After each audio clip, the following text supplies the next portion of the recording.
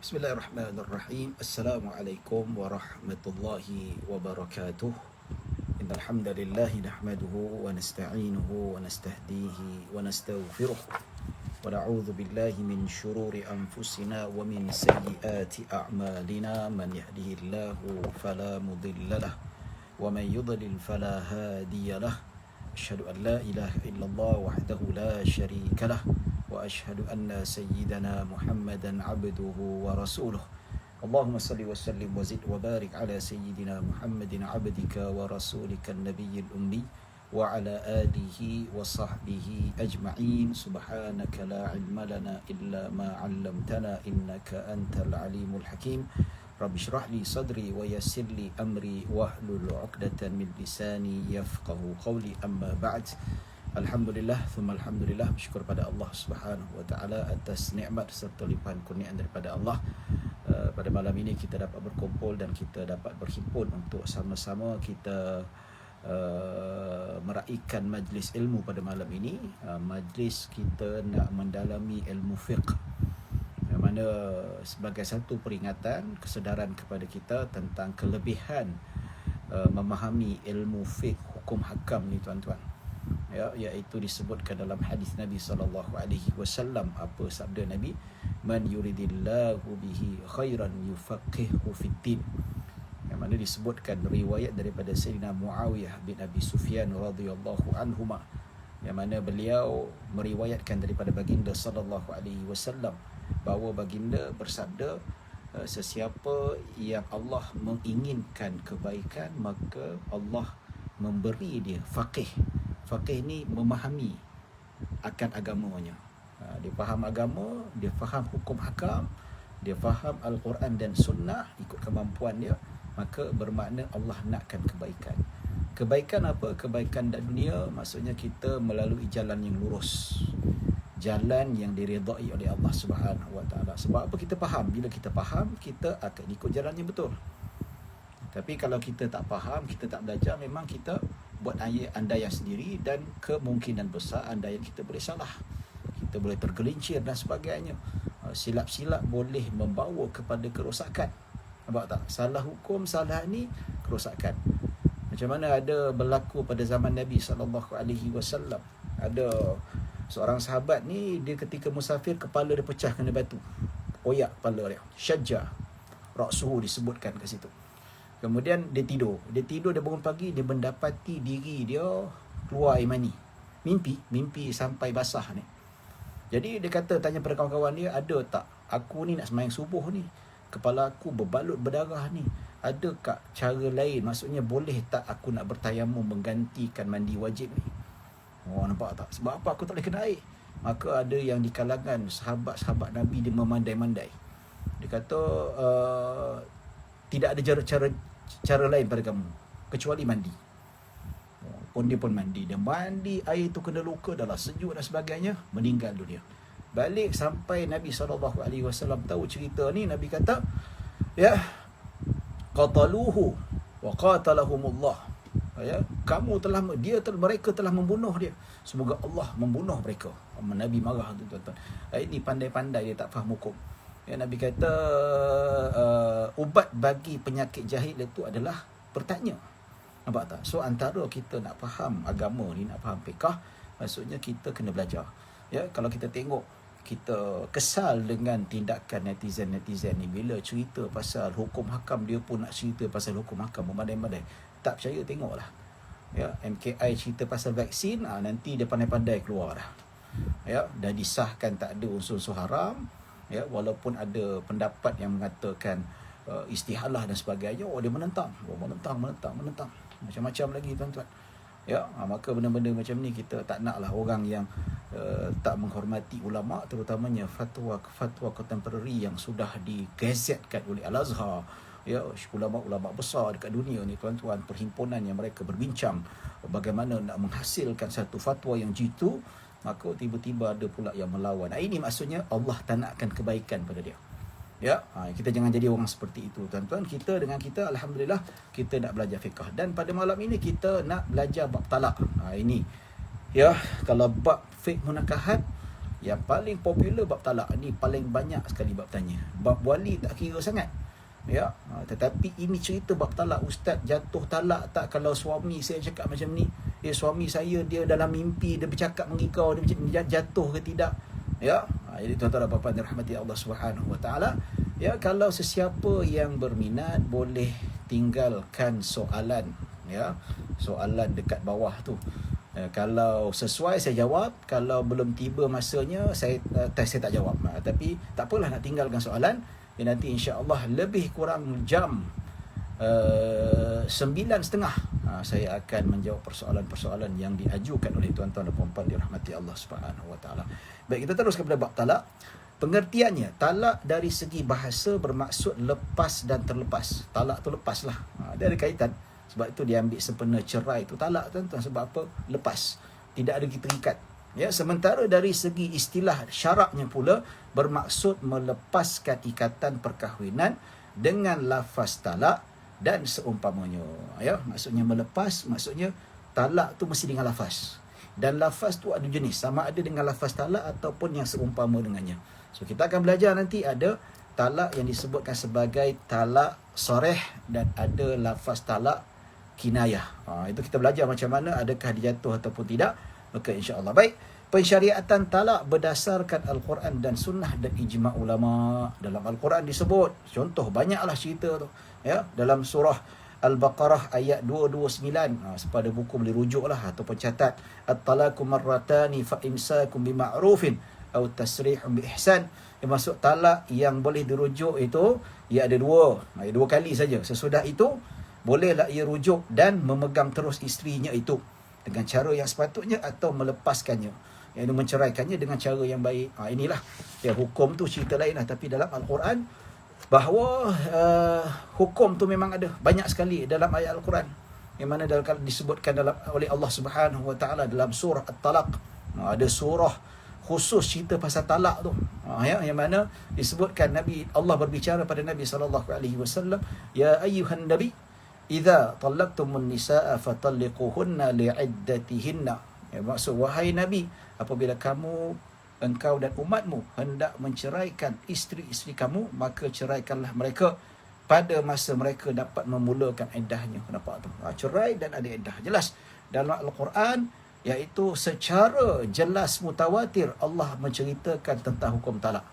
Maka sesiapa yang mengingkari hukum talak, dia kata hukum talak ni tak ada dalam Islam, maka dia boleh jatuh kufur. Ya. Manakala dalam sunnah, dalam hadis Nabi SAW, hadis yang sahih dan famous, biasa kita dengar ni tuan-tuan, Nabi SAW bersabda, abghadul halali ilallahi ta'ala at-talaq. Yang bermaksud perkara yang amat dibenci oleh Allah Subhanahu Wa Taala, perkara halal yang paling dibenci oleh Allah Subhanahu Wa Taala ialah talak. Ya. Allah tak suka, tapi nak buat macam mana, dihalalkan. Itu jalan yang baik. Tapi maksudnya abghad, marah tu maksudnya talak yang tak kena pada tempat lah. Ya. Tapi sebenarnya ada hikmah yang besar. Ya. Baik, tuan-tuan dan puan-puan dirahmati Allah Subhanahu Wa Taala.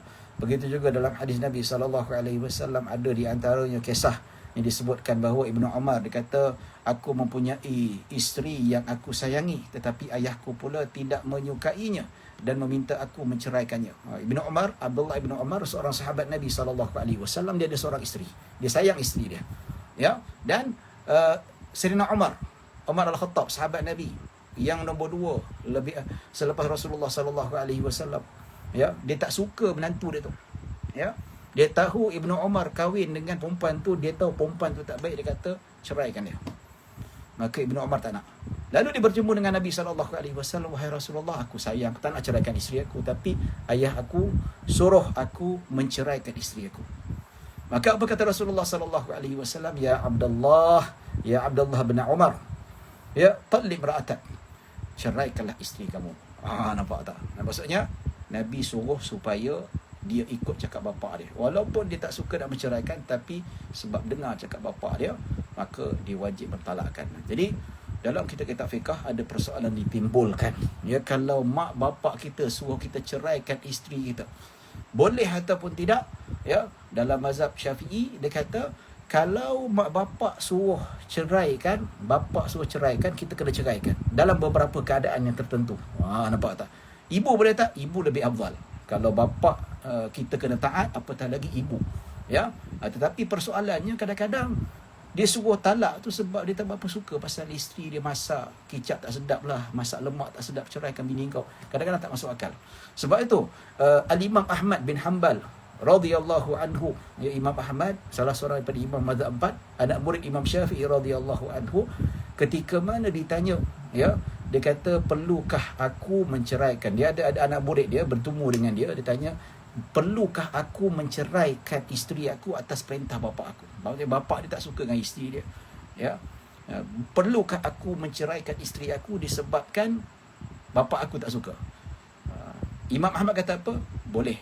Engkau wajib ceraikan isteri engkau atas perintah bapa engkau. Tapi dengan syarat, bapa engkau mestilah orang yang bersikap adil sama seperti Sayyidina Umar. Nampak tak? Sayyidina Umar, dia punya adil sangat dahsyat. Sangat dahsyat, tuan-tuan. Ya, keadilan ketika mana dia jadi khalifah sangat-sangat adil. Banyak cerita lah, ada masa kita ceritakan bagaimana keadilan Sayyidina Umar. Maksudnya, kalau mak bapak kita nak suruh ceraikan isteri kita, adakah mak bapak kita ni adil seperti Sayyidina Umar? Mungkin ada. Ya, tapi tengok keadaan. Tengok keadaan. Kalau mak bapak kita tu suruh ceraikan isteri kita disebabkan sebab yang adil. Contoh, memang isteri kita ni, bapak kita tahu dia ni memang tak bagus. Kau kahwin dengan perempuan ni, kau tak dah kahwin, kau cuba tengok Instagram dia, tak habis-habis TikTok, tak habis-habis pakai benda-benda seksi ni, padahal dah jadi bini kau. Kan mak tak suka. So mak tak suka disebabkan maksiat yang dilakukan oleh isteri dia. Maka kau ceraikanlah isteri kau sebab bini kau kaki maksiat. Kalau macam tu, atas dasar-dasar yang masuk akal, ya, ataupun contohnya lah, dia nampak menantu perempuan dia tu memang isap rokok ke minum arak apa, aku tak suka begini kau ni. Ya, walaupun dah kahwin, kau ceraikan dia sebab apa? Dia bukan perempuan yang baik.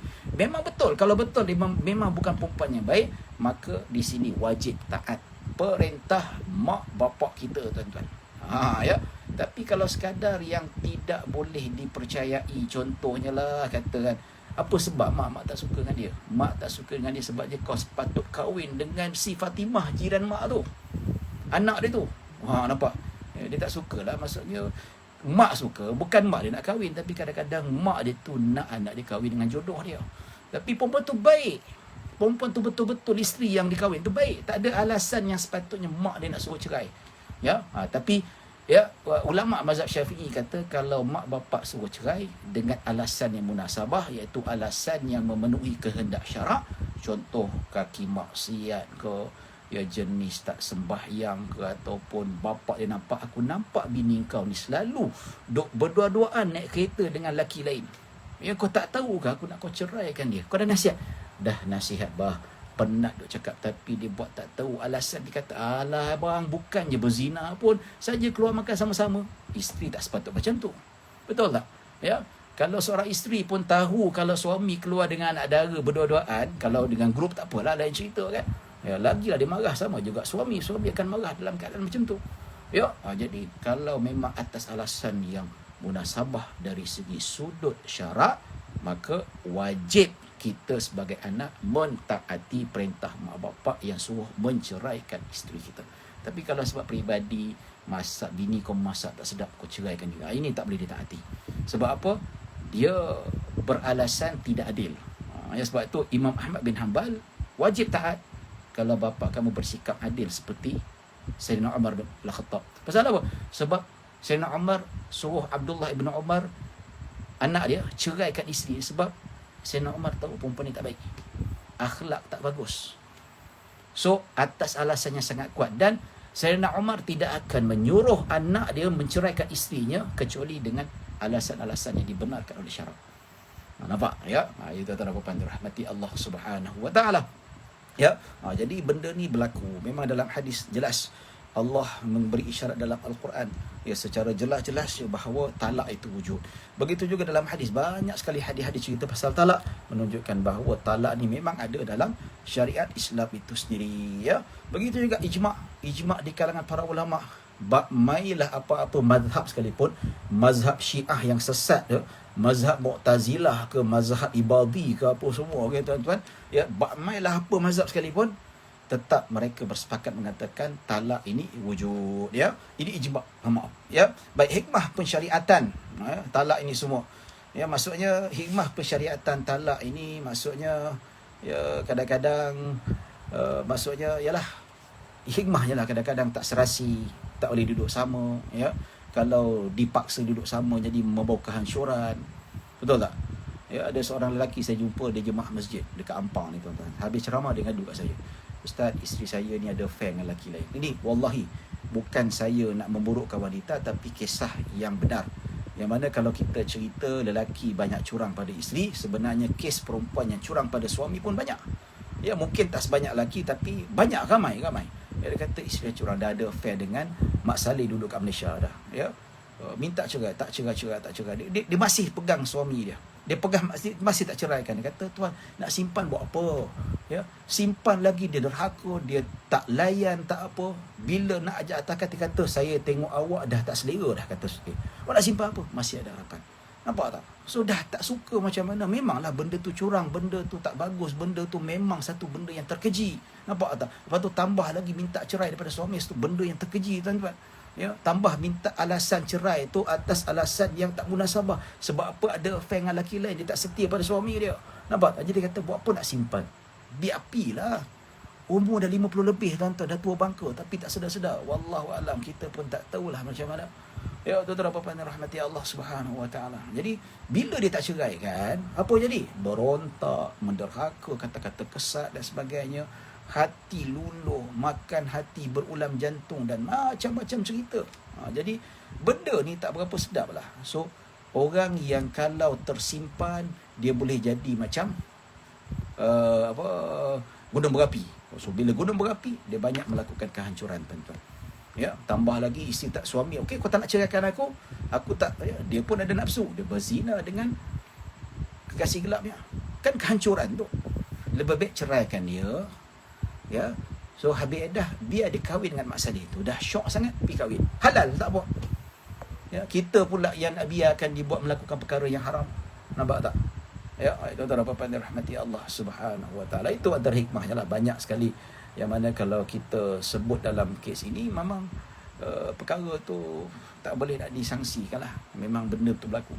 Ya, dan perempuan salah, memang salah perempuan lah. Tapi ada yang memang perempuan ni, kalau salah perempuan, semua salah lelaki. Kalau isteri curang, salah lelaki juga.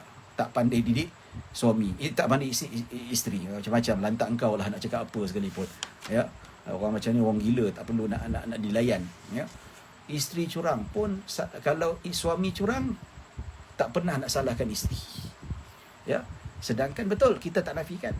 Ya, ada memang isteri yang curang sebab salah suami, tak didik dia baik-baik, biarkan dia keluar dengan perempuan, biar dia gathering dengan perempuan, dengan kelas-kelas lama, maka berputik cinta kembali. Ya, memang salah. Ya. Salah dia juga. Dua-dua salah lah, tuan-tuan. Dua-dua salah. Ada salahnya, tak didik betul-betul. Tapi ada yang didik betul-betul, yang jaga betul-betul. Tapi memang dah setan dah menyelubungi hati dia. Nak buat macam mana? Tak ada nak kata apa. Betul tak? Ya. Tapi ni semua salah lelaki. Perempuan tak ada salah. Ini mengarut punya perempuan ni, tuan-tuan. Yang tak ada otak, semua nak salah lelaki. Ya, macam lelaki tak ada benda yang baik. Habis bapak dia siapa? Nampak tak? Ya, kalau kita kata lelaki curang, perempuan sikit pun tak ada salah. Ya, betul. Saya lelaki curang, ya, tak ikut cara yang betul, tak minta poligami kat pejabat agama, bagi saya itu salah. Memang salah. Buat apa curang, berzina dan sebagainya. Menipu isteri, betul. Tak ada, kita bukan jenis seksis ataupun bias pada jantina, tak ada. Ya. Tapi pernah tak perempuan yang nak bela perempuan sangat, dia kata suami curang, tak pernah kata isteri tak ada salah. Ya, ada yang lelaki curang disebabkan isteri salah pun dia juga. Kita tak nafikan. Itu kita kena terima, tuan-tuan. Seperti mana kalau isteri curang, ada saham suami buat salah, memang ada. Kita tak nafikan. Sama juga suami yang curang, saham isteri buat salah pun ada. Kita tak nafikan. Betul tak? Pasal apa? Ya, balik rumah pakai baju kelawar, muka bedak penuh tepung gomak. Ya, dengan apa? Rambut kusut masai. Ya. Lepas tu pergi datang dengan bau ketiak macam mana? Laki cari lain lah. Betul tak? Sama jugalah suami di rumah pakai kain pelikat dengan pok ke depan, tak berhias untuk suami, ya. Jumpa isteri, jumpa teman lama lagi handsome, muka kepok, badan sador, oi, tergila-gila lah, ya. Salah suami juga. Sebab tak layan, kadang-kadang nak minta supaya bersenggama, tak penat lah bang, apa semua, ya. Itu faktor lah, adalah faktor. Macam mana faktor kesalahan lelaki membawa kepada isteri curang, begitu juga faktor kesalahan isteri membawa suami curang, ya juga. Itu kita kena nafikan. Betul tak? Ya, tuan-tuan dan puan-puan yang dirahmati Allah Subhanahu Wa Taala. Bila cerita tentang perempuan salah ni, dia makin kurang. Viewer tu makin kurang sikit dah. Mungkin perempuan dia tak tahan dengar, dia keluar kot. Lantar dah, tak ada masalah. Tuan-tuan dan puan-puan yang dirahmati Allah Subhanahu Wa Taala. Jadi inilah tuan-tuan, kena bersikap adil lah benda tu berlaku. Jadi bab talak ni dia sebenarnya hikmah cukup besar. Pasal apa? Dia nak membawa kepada kemakmuran. Dia tak nak paksa orang. Kalau kita duk biarkan tanpa apa, dia akan jadi apa, kerosakan. Macam tadilah, derhaka, berzina, ya. Kadang-kadang tak boleh bercerai, dipukul anak dia apa semua, ya. Jadi macam-macam lah. Dia hina mak mertua dan sebagainya, ya. Seperti mana sebahagian daripada agama Kristian, mazhab Kristian, dia mengharamkan talak, ya. Ada mazhab Kristian dia mengharamkan talak, tak boleh talak. So apa jadi? Tak boleh talak, lalas laki bini cari laki lain, dia berzina. Tapi sebab tu dia ikut undang-undang sivil, macam kat Amerika, kat UK ke, boleh cerai lah. Sebab apa? Nak ikut agama yang mana boleh, tak mungkin, tak ada cerai, tak ada talak, ya. Kita bukan apa, kalau nak bahagia, alhamdulillah, kita mengalu-alukan kebahagiaan, sukalah. Siapa tak nak bahagia? Siapa suka talak, tak suka, ya. Kita suka kebahagiaan. Tetapi kalau tak boleh bahagia, maka talak antara jalan yang mengharmonikan keadaan. Daripada terus bermusuh, maka boleh diharmonikan.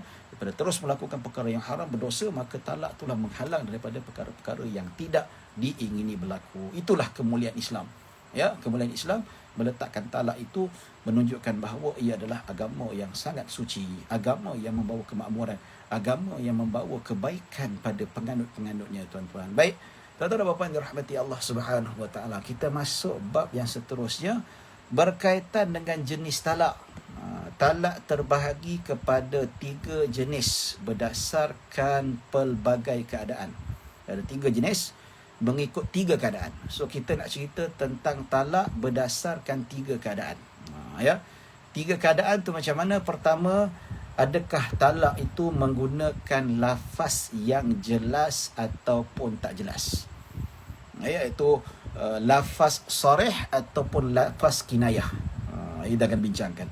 Dan kedua, keadaan isteri diceraikan, adakah ketika mana dia suci, ya, kemudian dia disetubuhi, ataupun dalam keadaan haid, ataupun dalam keadaan nifas, ataupun wanita itu sudah suci dan tidak disetubuhi.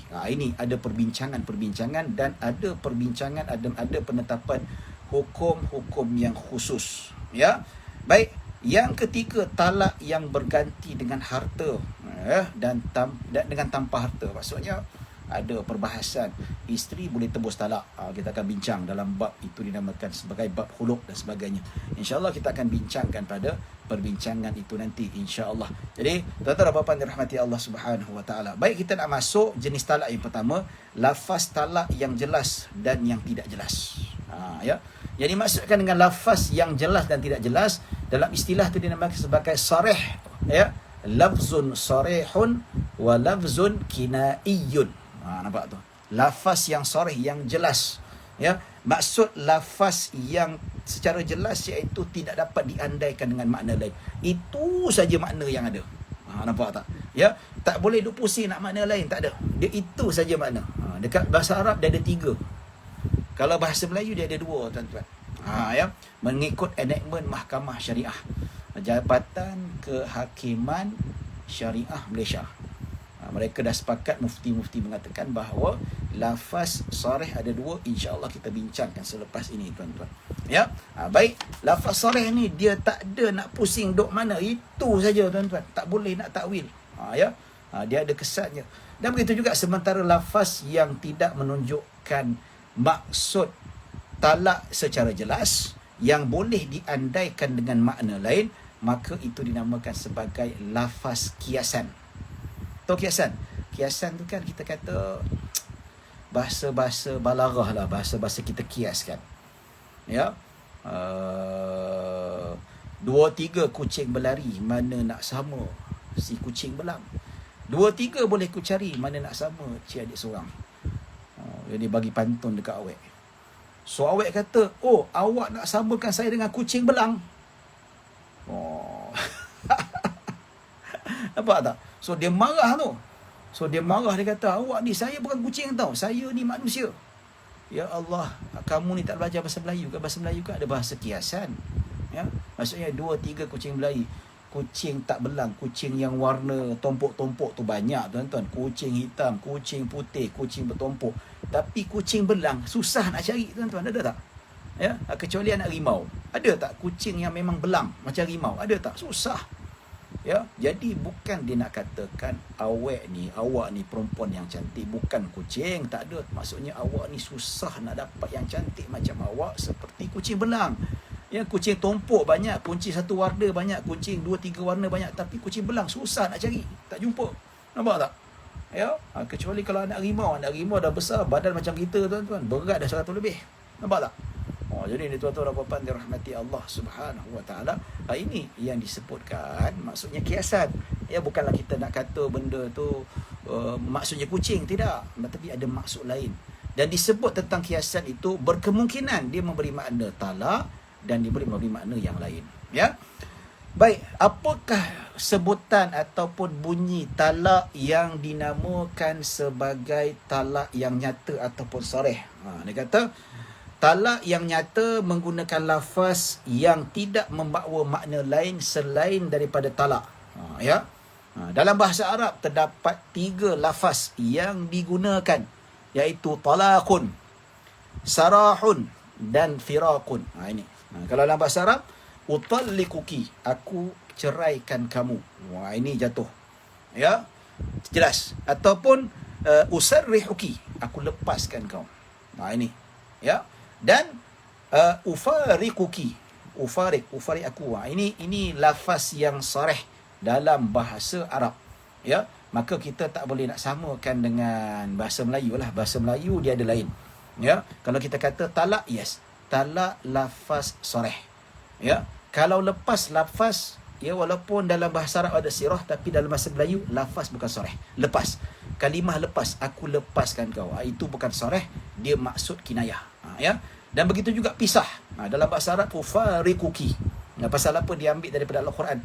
Wa usarrih kunna sarahan jamilan. Disebutkan.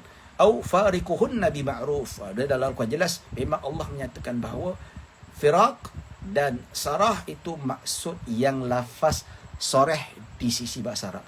Tapi mengikut Jabatan Kehakiman Syariah Malaysia, dekat Malaysia ni, hakim-hakim akan menentukan lafaz sarih ada 2 saja. Ya, iaitu cerai dan talak. Ya, seperti mana kata Zaid kepada isterinya, aku ceraikan engkau. Ya, kalau tak sebut bilangan jadi jatuh talak 1. Ya, kalau dah jatuh talak sebelum ni, kalau dia lafazkan talak sekali lagi, dia jadi 2. Nampak? Ya, begitulah seterusnya. Dan ataupun dia kata aku talakkan kau. Ya. So, 2 ini dinamakan sebagai talak yang sarih. Maka tidak boleh dikira pada niat. Walaupun bergurau sekalipun jatuh 2 ni dalam konteks bahasa Melayu. Ataupun kita ni reti bahasa Arab, ya, dia kata pada isteri ufariquki, jatuh walaupun bergurau. Ya, usarrihuki, walaupun bergurau jatuh talak. Utalliquki, maksudnya jelas. Maksudnya benda ini kalau dia faham bahasa Arab, suami itu faham, dia nyatakan, ya, jatuh talak pada isteri itu sendiri. Ya. Tapi Malaysia 2 saja, iaitu kalimah cerai dan talak saja. Selain daripada kalimah 2 ini, itu dinamakan sebagai lafaz kinayah. Ya. Baik tuan-tuan dan puan-puan dirahmati Allah Subhanahu Wa Taala. Baik, dan kata terbitan daripada kalimah ini seperti engkau diceraikan. Ya, kalau aku ceraikan kau, aku ceraikan kau. Ya, kalau bahasa Arab anti musarrahah, engkau ditalakkan. Anti mutallaqah. Ya, anti mufaraqah, engkau dimufaraqahkan, bukan mufaraqah salat. Ya, tapi dari segi sudut maksud lafaz yang dinyatakan dalam Al-Quran itu sendiri. Tapi Malaysia dalam konteksnya 2 saja, engkau ditalakkan. ya, dan engkau diceraikan. Maka itu menjadi sarih jatuh walaupun bergurau sekalipun. Ya, Nabi SAW sebut 3 perkara yang gurauan itu serius, dan serius itu adalah serius. Ya, nikah, talak dan pembebasan hamba. Ini 3, tak boleh gurau. Gurau memang jatuhnya. Baik tuan-tuan dan puan dirahmati Allah Subhanahu wa taala, semua lafaz talak ini, ya, cuma lafaz talak ini ialah lafaz nyata yang menunjukkan makna talak. Tapi dia sebut sini 3 ni sebab dia terjemah daripada bahasa Arab, ya. Tapi kalau dalam konteks Melayu tidak. Sebab apa? Dia kata talak, lepas dan pisah. Ini dalam bahasa Arab tuan-tuan. Kalau kita buka, siapa yang beli buku ni, dia ada terjemah, ustaz kata dekat Malaysia 2 saja, cerai dengan talak. Habis tu kenapa lepas dan pisah tak masuk? Tak masuk tuan-tuan. Pasal apa? Lepas dan pisah dalam sifat bahasa Melayu itu tidak bermakna cerai. Dia maksud mesti ada dia maksudnya makna lain. Tapi kalau sebut cerai, talak, dia boleh membawa, tidak boleh membawa makna lain.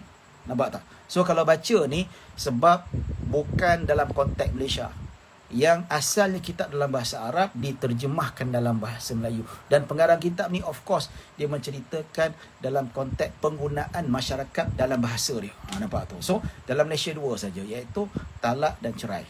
Ya, selain itu tidak dikira sebagai lafaz yang sarih. Ya, semua lafaz ini ternyata menunjukkan makna talak. Ya, kalau Malaysia cerai dengan talak, kerana ia banyak dinyatakan dalam hukum syarak serta diulang dalam Al-Quran untuk menunjukkan maksud penceraian. Ya, seperti mana surah At-Talaq ayat 1, ya, surah Al-Ahzab ayat 28, ya, dan surah At-Talaq ayat kedua. Saya tak perlu bacalah, sebab apa? Kita nak jelaskan tentang maknanya saja, boleh baca sendirilah, ya. Baik, lafaz nyata juga termasuk terjemahan lafaz talak. Dia termasuk. Dia bukan bahasa Arab saja, apa-apa bahasa.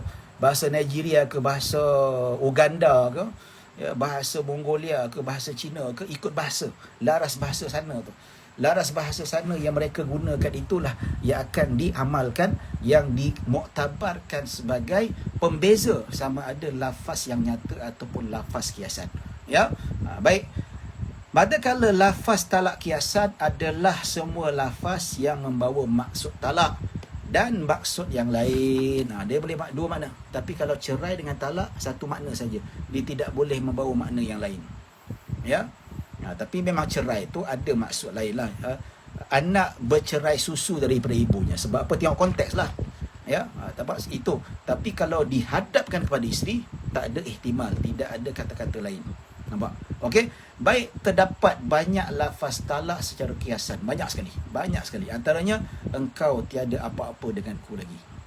Ya. Engkau berasing daripadaku. Engkau terputus hubungan denganku. Kembalilah kepada keluargamu. Pergilah ke mana engkau mahu.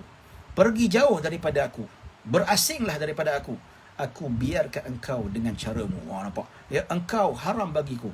Saya nak hantar awak duduklah, ya, selama-lama dengan mak bapak awak tu. Nampak tak? Ustaz, ada suami saya kata, saya nak hantar awak balik ke kampung. Awak duduklah selama-lama dengan mak bapak awak. Adakah itu lafaz cerai, Ustaz?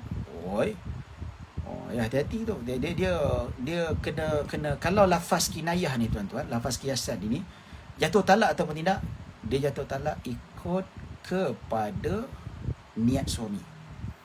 Sebab tu kalau dilafazkan kinayah, bawa ke mahkamah, hakim tanya, awak sebut, ya, awak duduklah selama-lama dekat rumah mak awak. Apa niat awak ketika mengujarkan lafaz ini? Ya, saya ucap tu tengah marah tu, niat saya bukan nak ceraikan dia, saya memang nak halau dia, tapi tak niat cerai pun. Nampak? So hakim kata talak tak jatuh.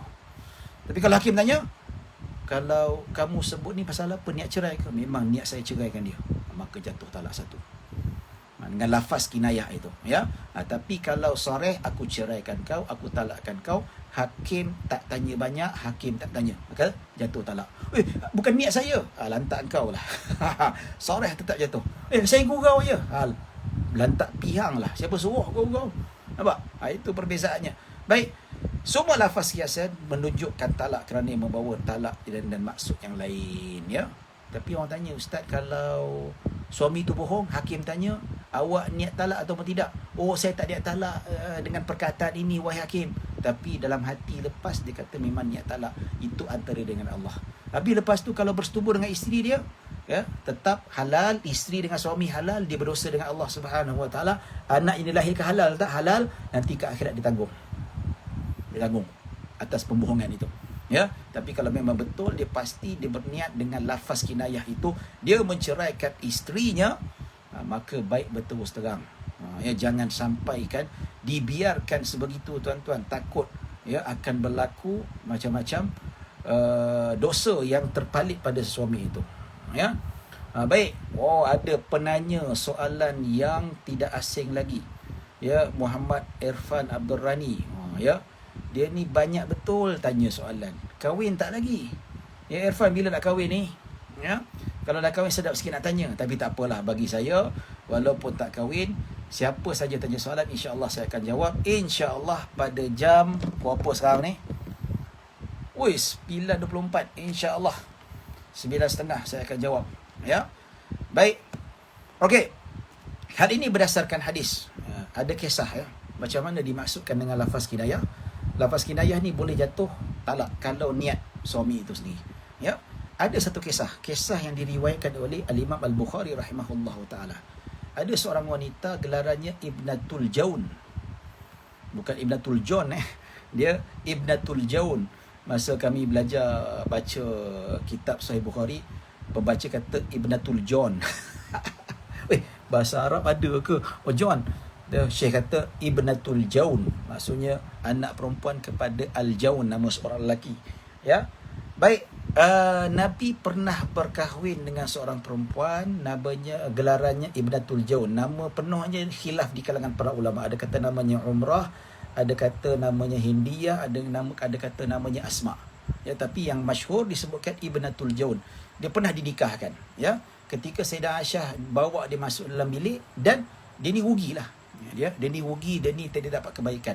Ya, sudah dinikahkan. Sebab apa? Nabi SAW seperti biasa akan berkahwin dengan wanita untuk mendekatkan kabilah dia supaya pada Islam. Ya kan, isi Nabi itu kan untuk mendekatkan kabilah supaya mereka semua masuk Islam. Dengan perkahwinan dengan gadis satu kabilah, maka satu kabilah itu akan masuk Islam. So Nabi berkahwin dengan seorang perempuan, ada satu kabilah. Tak silap apa kabilah apa saya tak tahulah. Bapa dia nikah kan. So dia tak suka dengan Nabi SAW. Kebodoh namanya tu. Ya? Baik. So dah dinikahkan, walaupun dia tanpa redha, tapi sebab dah Nabi SAW nikah. Sebab apa? Kalau gadis tidak semestinya persetujuan dan sebagainya. Tapi bila dia bernikah tu, dia tak sukalah. Dia tak suka pula dengan Nabi SAW. Bila dia masuk jumpa Nabi SAW, apa dia kata? A'udzubillahi minka. Allah, biadab, agak biadab. Ya. Dia kata, aku memohon perlindungan daripada Allah. Aku berlindung daripada engkau. Aku memohon perlindungan daripada Allah akan engkau. Oh, ya. Dia masuk, dia cakap depan Nabi SAW, dia tak suka pada Nabi. Dia kata, aku memohon perlindungan kepada Allah daripada engkau. Kita cakap meminta perlindungan kepada Allah dari syaitan. Tapi dia kata meminta perlindungan kepada Allah dari Nabi Muhammad SAW. Nabi dengar, Nabi sakit hatilah. Kata, engkau memohon perlindungan daripada Allah akan diriku. Kau minta dari Allah supaya jauhkan aku daripada engkau. Supaya apa? Ingat syaitan ke? Macam tu lah lebih kurang kan.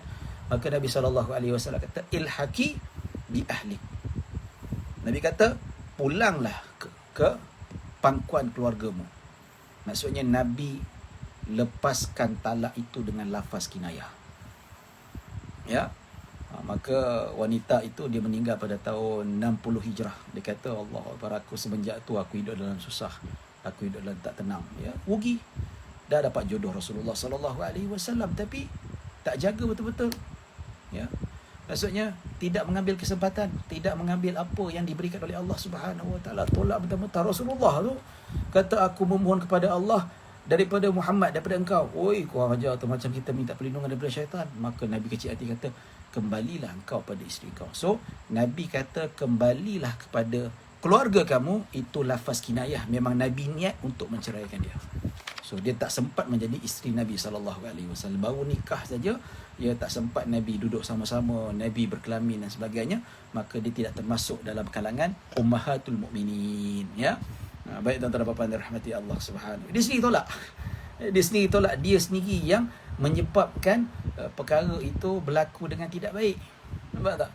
Sepatutnya dia berlaku dengan keadaan yang penuh sopan. Tambah lagi semua tahu Nabi dia orang yang baik, maka dia tolak tuah. Ya. Baik, hukum lafaz talak nyata dan lafaz kiasan. Ya.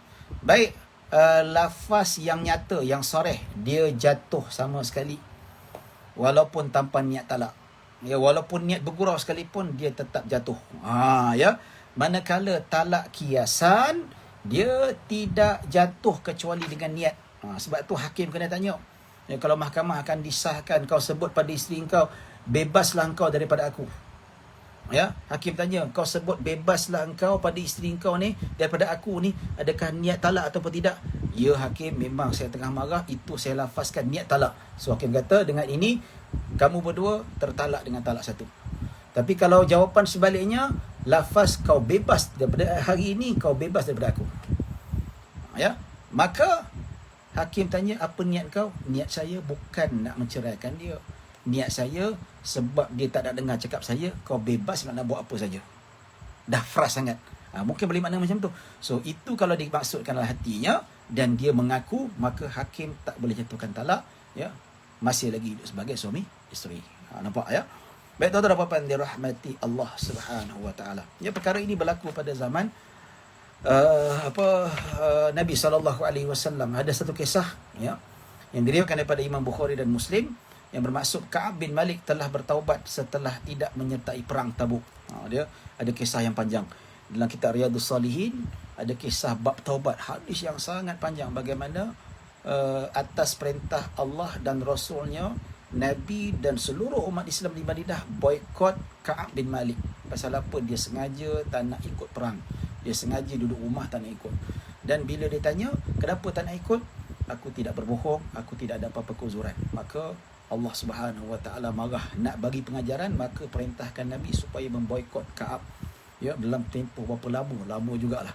Ya, maka Rasulullah SAW menyuruh dia mengasingkan diri daripada isterinya.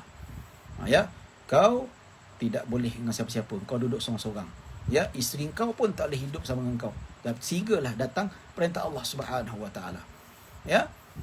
Maka Ka'ab bertanya, adakah aku perlu menceraikan atau bagaimana? Rasulullah SAW jawab, hendaklah engkau berasing daripadanya dan jangan sesekali mendekatinya.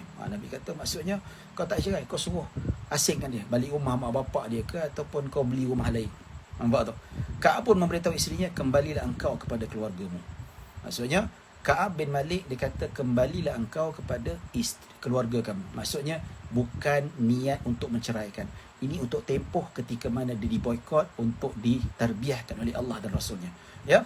Tak lama selepas itu turun ayat yang menyatakan taubat Ka'ab diterima oleh Allah Subhanahu wa taala. Ya, berita baik. Taubatnya terima, yang asalnya tak nak ikut perang bersama Rasulullah sallallahu alaihi wasallam. Ya. Maka setelah itu Nabi tak suruh pun Ka'ab supaya menikah kembali dengan isterinya. Ya, ini menunjukkan bahawa Nabi tahu Ka'ab mengatakan, kembalilah engkau pada rumah keluargamu, bukan niat untuk talak. Ya, memang niat untuk sementara, bukan niat talak, maka tak jatuh talak. Tuan-tuan dan puan-puan dirahmati Allah Subhanahu wa taala. Ya, ada soalan. Ada soalan yang bertanya malam ni. Ya.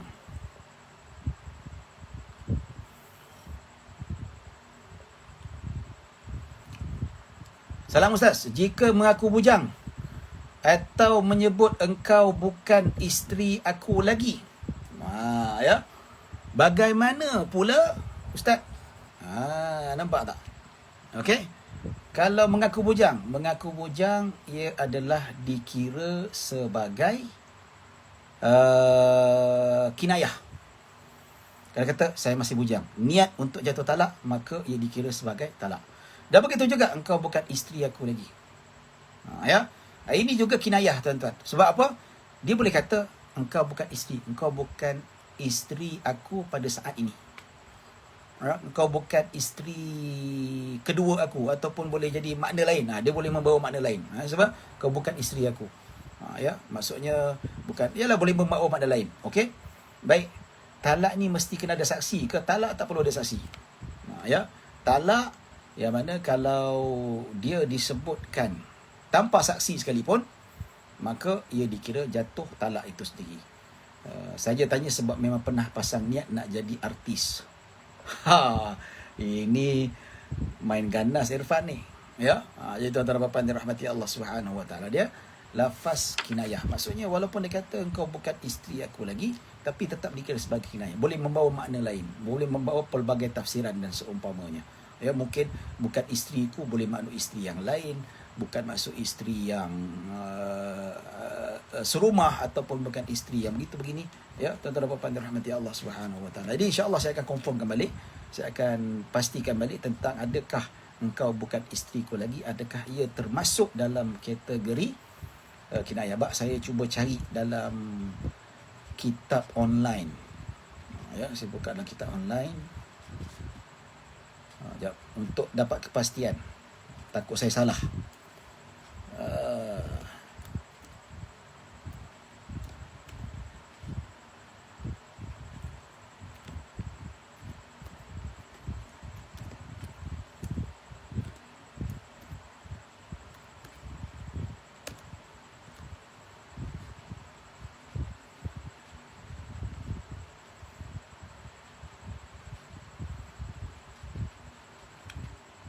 Okey, sekejap.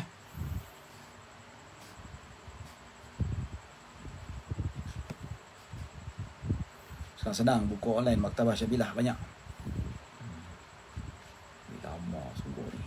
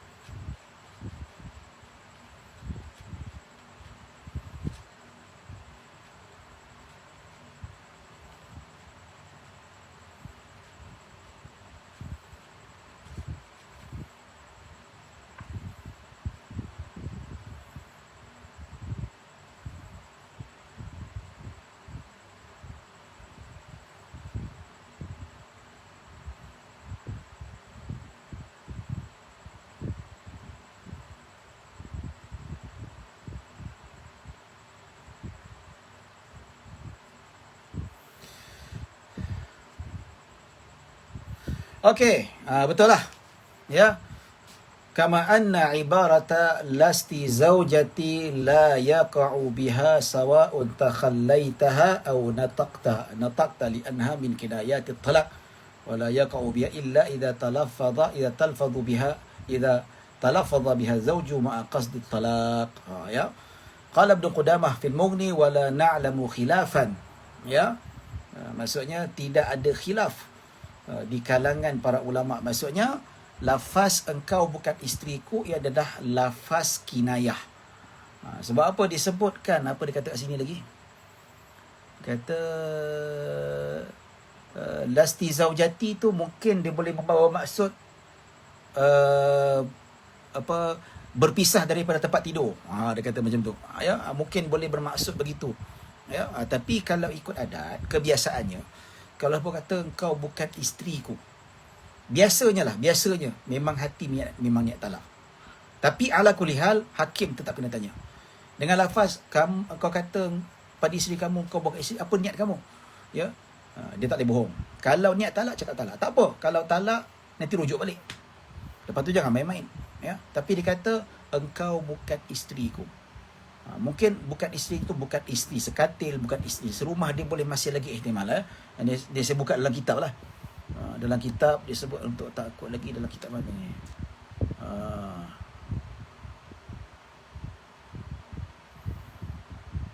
Ya. Baik, tuan-tuan dan puan-puan dirahmati Allah Subhanahu Wa Taala, engkau bukan isteriku, dia merupakan niat. Kalau memerlukan niat maka jatuh. Kalau jatuh niat talak maka jatuh. Kalau tak ada niat talak maka tidak dikira jatuh. Seperti mana disebutkan, difatwakan oleh para ulama. Ya, tuan-tuan dan puan-puan dirahmati. Jadi saya buka kitab tadi ya, secara apa untuk nak confirmation. Baik, tuan-tuan dan puan-puan dirahmati Allah Subhanahu Wa Taala. Insya-Allah pada hari Jumaat ni kita akan masuk bab talak sunni bid'i dan bukan sunni dan talak bid'i. Insya-Allah kita akan bincangkan nanti. Kita akan masuk juga apakah hukum kita menjatuhkan talak isteri dengan mengandung. Kita akan bincangkan selepas ini, insya-Allah ya. Baik, tuan-tuan dan puan-puan dirahmati Allah Subhanahu Wa Taala. Ada soalan lagi ke? Hari ini 2 soalan sahaja. Ya. Kedua, talak dalam berlakon macam mana kalau lafaz tu memang soreh? Kalau dia lafaz pada pelakon tu bukan isteri dia, tak jatuh talak lah. Ya. Kalau bukan jadi jatuh talak. Tapi kalau memang isteri dia, jatuh talak. Memang pelakon tu pun memang isteri dia juga. Tapi kalau pelakon tu pelakon lain, tak jatuh lah. Ya. Ini Irfan nak jadi artis pelakon ke penyanyi ni? Kalau nak jadi penyanyi, suara sedap ke? Ya. Baik, tuan-tuan, gurau saja ya. Baik, tuan-tuan dan puan-puan dirahmati Allah Subhanahu Wa Taala. Baik, setakat itu saja yang dapat kita simpulkan, yang dapat kita. Kalau zihar bergurau pun dikira jadi ke? Ya, zihar kalau dengan lafaz soreh dikira sebagai jatuh walaupun tanpa niat.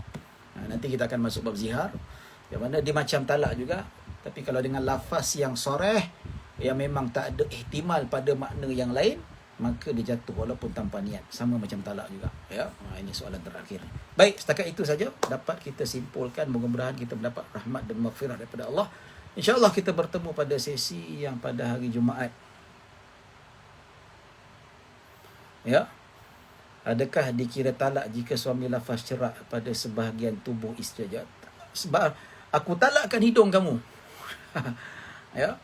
Talak hidung tu dia represent seluruh badan lah. Maka dikira jatuh jugalah, tuan-tuan.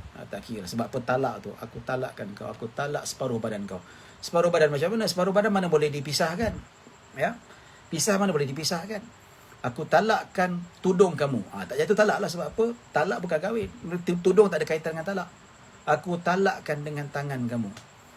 Tangan tu sebahagian pada badan. Dan tangan tidak boleh dipisahkan. So, tetap jatuh talak. Walaupun separuh ke suku ke dan sebagainya. Ya. Aku talakkan aku dengan kasut kau. Ya. Itu memang tak ada apa-apa lah. Itu dikira sebagai kinayah jugalah. Kasut tidak ada kaitan. Ya. Baik, tuan-tuan dan puan-puan dirahmati Allah Subhanahu Wa Taala. Baik, setakat itu saja. Kita bertemu pada sesi akan datang hari Jumaat, insya-Allah. Kalau tak ada aral melintang, kita akan bertemu pada hari Jumaat. Kita akan sambung lagi bab talak, banyak lagi bahasa kita nak bincangkan. Mohon maaf kalau ada salah silap, kalau ada kekurangan, yang baik hanya daripada Allah Subhanahu Wa Taala. Kekurangan kesilapan datang daripada diri saya sendiri. Aku qauli hadza wa astaghfirullahalazim li wa lakum. Wassalamualaikum warahmatullahi wabarakatuh. Terima kasih semua. Jumpa lagi.